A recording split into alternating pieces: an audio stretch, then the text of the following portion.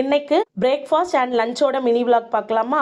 It's Wednesday morning. பிரேக்ஃபாஸ்ட்டுக்கு வந்துட்டு கருப்பு கொண்டக்கடலை தான் பாயில் பண்ணி சாப்பிட்டோம். லஞ்சுக்கு கொண்டக்கடலை பாயில் பண்ண தண்ணி வச்சு ரசம், கூடவே வந்து காய் போட்ட சாம்பார்.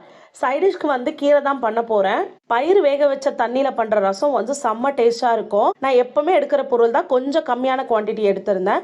ஒரு சின்ன லெமன் சைஸ் புளி வந்து கரைச்சி வச்சிருந்தேன். கூடவே வந்து பயிர் வேக வச்ச தண்ணி, ஒரு தக்காளி பழத்தை மிக்சியில் அடித்து ஆட் பண்ணிக்கிட்டேன். மிளகு சீரகம் எடுத்து வச்சிருந்தேன் இல்லையா, அது கூட அரைக்கும் போது கொஞ்சம் கொத்தமல்லி கருவேப்பிலை போட்டு அரைச்சிக்கோங்க. இந்த மாதிரி ரசம் ட்ரை பண்ணி பாருங்க, சூப்பராக இருக்கும். சாம்பார் ரெசிபி நிறைய வாட்டி நான் சேனலில் போட்டிருக்கேன். எனக்கு தெரிஞ்சு உங்களுக்கு இதில் டவுட்டே வராது.